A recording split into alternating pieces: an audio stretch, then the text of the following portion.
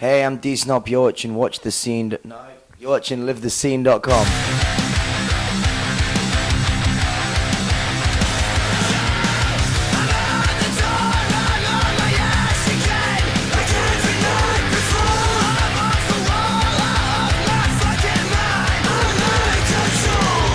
Good. Started out in Dublin. That was a really crazy day. It was a much smaller room, but it's good to have these intimate tours that's more scaled down. Yesterday was really good. It was very wild. The venue was giving us rules, which is never a good idea, giving me rules. So I instantly kind of threw them aside, called the venue up, made them look like a bunch of arseholes, and we tore the place apart. It was awesome. How many things to say to you afterwards? They brought us a bottle of champagne. Really? Yeah. So I think, security. yeah, this is kind of the story of my life. I do bad things and get rewarded. Yeah, it was a good night. There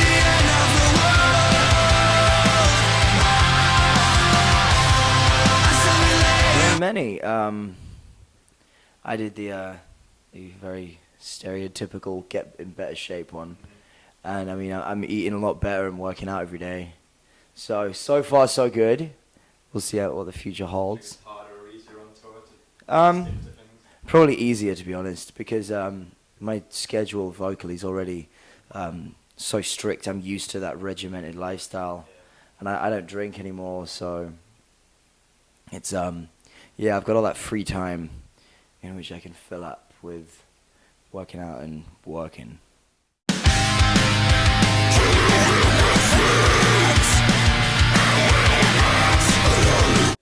We went over there before we had a record label.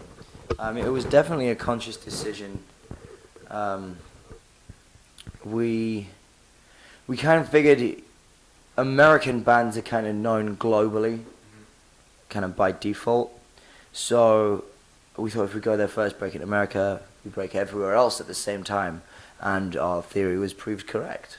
Did people say no, you should start local and build Yeah. yourself up? Yeah, we told those people to fuck off. And now those people are still playing basements. And we're fucking selling out the world.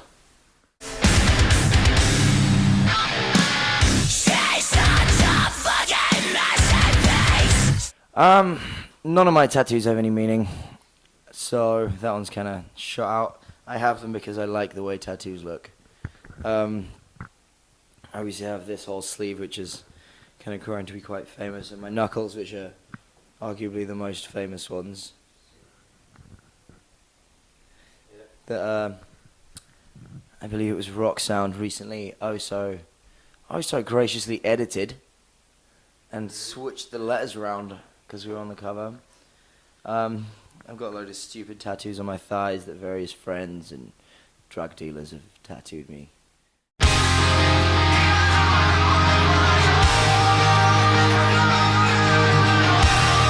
Don't follow the fucking rules. Just do it as you want to do it. At the end of the day, this whole lifestyle and career is based on freedom and rebellion. Like, if you want to do something, just fucking do it. Don't let people tell you you can't, or you're not supposed to, or you're not allowed. Just fucking do it.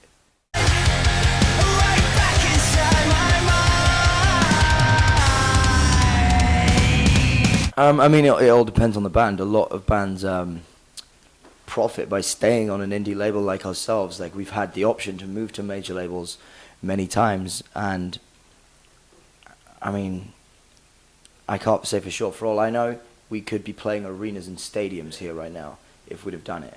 But I feel like we made the right choice, and us sticking with an indie label has definitely propelled us.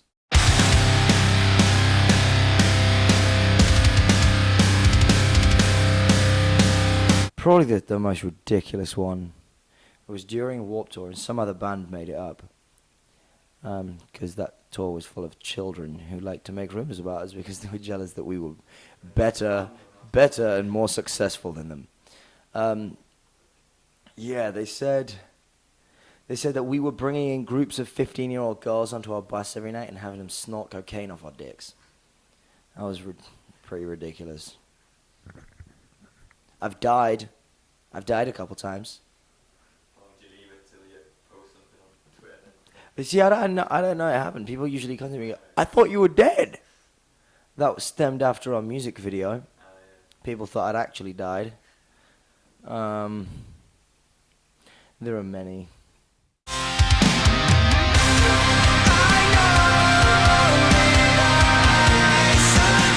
No, I don't know. To be honest, I milk it. I use it to my advantage. It's great publicity. Do you think it's actually helped you? Like, Yes, definitely helped us. I wouldn't advise it. That isn't a piece of advice I would give to other bands. But in our case, I do feel like it helped. If anything, just teaching me a lesson and helping me correct a lot of wrongs in my own life.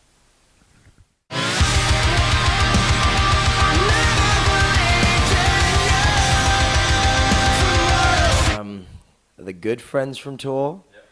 Black Veil Brides, Avenged Sevenfold, Breathe Carolina, Alasana, Vanna. Before you went on tour.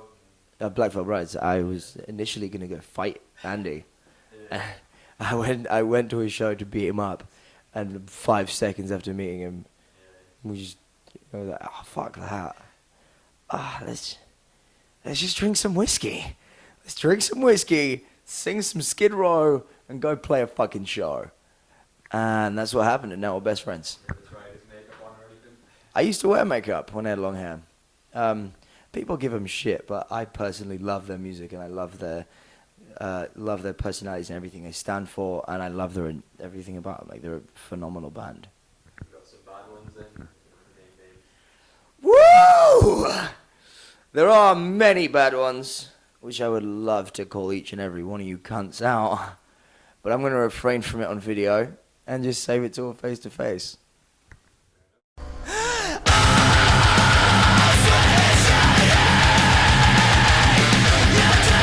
Don't piss off the headlining band.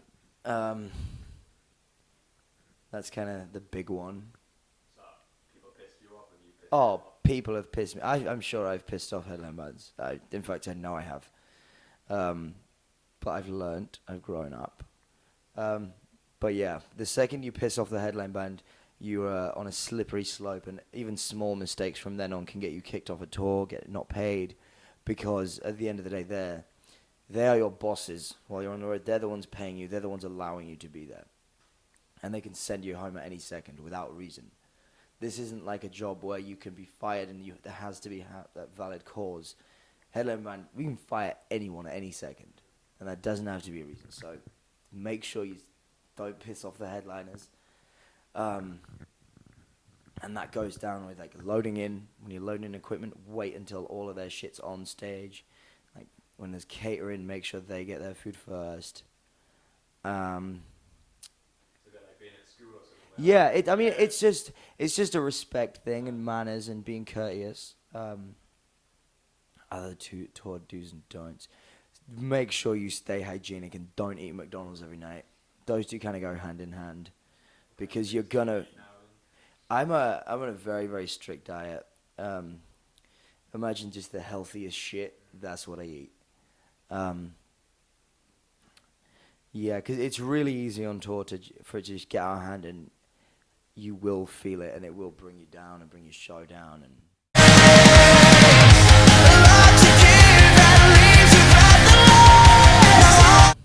to be honest, I kind of view England as a place to visit now rather than live. I mean, I've never enjoyed living in England like when I did, and now I live in America, and I enjoy visiting England now, but it reaches a certain point where it's like, fuck, I want to get out, I want to go. And however much that does offend a lot of people, that's me, that's my opinion. And a lot of people in England, all they want to do is get out, but the second I'm out and I say that I want to stay out, that's not right. I mean, I'm still proud of where I'm from, I'm still very much English, but I live in America, and that's where I want to be. We'll drink you under the fucking table! That's pretty much all I do, because I mean, I obviously work hard with this band, and we're writing and recording a lot when we're not on the road and when we are on the road. Still got solo stuff in there? Yeah, I've got. Well, that's working on right now. I've been getting my band together for that, and all the management and the entire team behind it. So I have meetings, at least once a week for that, even while I'm on the road. And I have a clothing company as well, so there's all the work on that. And I manage a band, so there's all the work on that. And I do photography as well, so there's all the work on that. And then there's all the training and stuff. I really have no other time to do stuff. I watch movies and play with my dogs. That's about it. And I drink whiskey, lots of whiskey when I'm off tour. Because I don't drink on tour, so I make sure I get at least a bottle of whiskey in me a day off tour.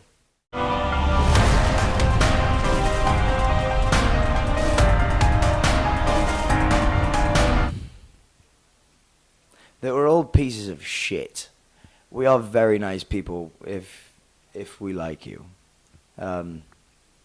If we're given any reason to not like someone, then we're not gonna hold back and pretend to like them. We have no reason to do that, and we have no issue being rude to someone that deserves it.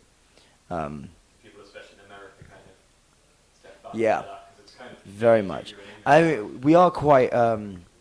We're quite an intimidating band to tour with. Like, bands have come on tour with us and kind of gotten to know us and become our friends. And they're like, we almost turned this tour down because we were nervous to tour with you.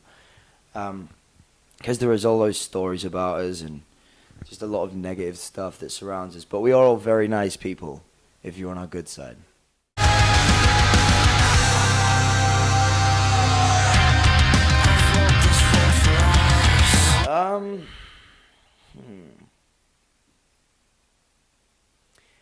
There's been a couple along the way.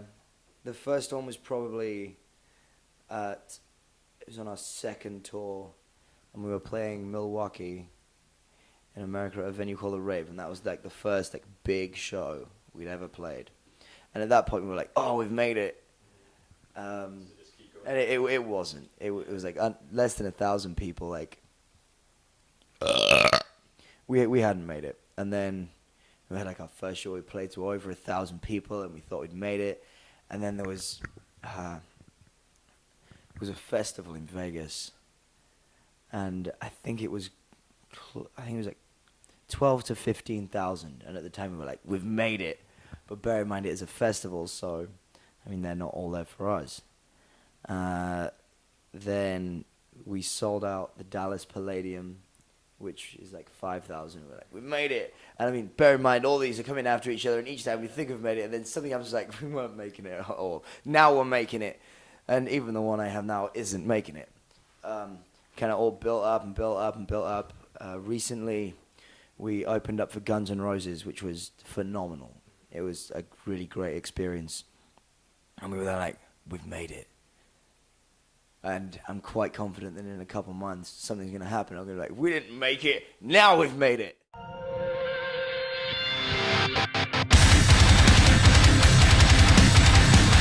Burning out, yes. Splitting up, no.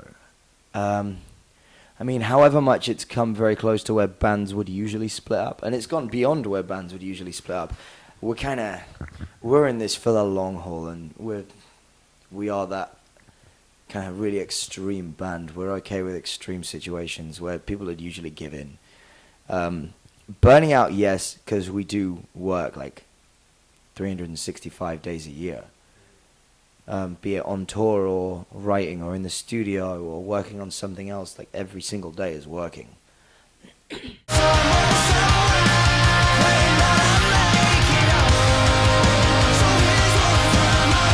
I'm not sure as of yet. I know that I don't think Asking Alexandria is, but if I'm not on tour with Asking Alexandria, I know that I'm flying out and I'm going to be playing them with my solo project. So it's all kind of working out that schedule and figuring out what's going on right now.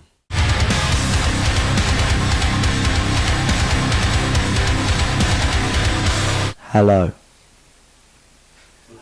That's it.